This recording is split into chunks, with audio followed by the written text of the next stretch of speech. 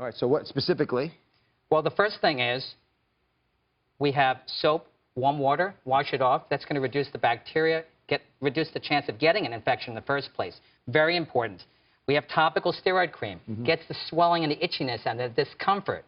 Oral antihistamine is great for that itchy feeling. And finally, ice. Ice compresses, great anti-inflammatory. As you know from surgery, it's going to reduce the redness and swelling, less likely to itch it. You're going to less likely get an infection, and you're going to do yourself a lot of good by following this simple plan. Yeah, and don't forget the ice. Simple, always there, and works really well. Prevention is the best route. So how do you prevent getting bitten by mosquitoes? You're not out there having a barbecue with your friends. Well, believe it or not, 40% of us in the U.S. don't use repellents. We don't believe in it. It's a big problem. It's a mistake. So very important. Chemical repellents have been around for decades.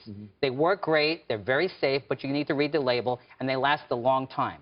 What many people don't know is there are also natural approaches for people that are averse to chemicals. They have small children. They want to know a natural approach. There are some studies that show lemon eucalyptus oil actually has a great efficacy in actually preventing bites, and it's something people could do. You want to get 30% according to the studies. It really works.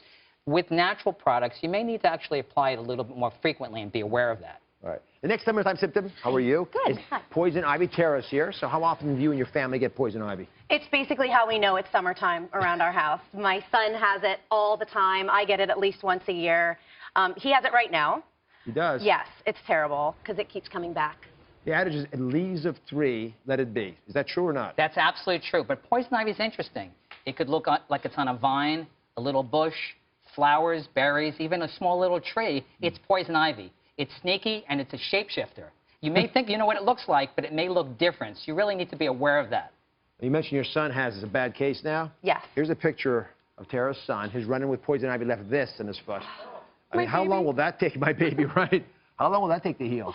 Well, first of all, it may take 3 weeks or longer to heal, and you need to be treated for the long run. But it takes a couple days to show up. It doesn't occur right away like a mosquito bite. It may take 3 or 4 days. You need to be aware of that. What's the best way to treat it? Well, we have baking soda. It's simple. It's in your house. It's inexpensive. You make a little solution, a little paste. You can even put it on a gauze. It's very nice. It's soothing. It's cooling. It works great. But the real secret here is the poison ivy block. I'd never heard of this before. I get terrible poison ivy. But me, your son, maybe you, we need to learn about this. That's another secret tool. What we need to know is that these things, these ivy blocks, these chemicals, they have lanolin. It blocks the poison ivy from getting into your skin in the first place.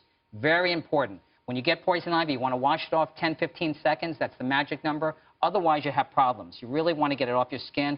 Cool water first. No soap, because the soap may spread the poison ivy. But preventatively, it's a wonderful way to prevent the oil from getting into you. You're golfing, you're going out and about in the summer. Use your barrier cream. It really works.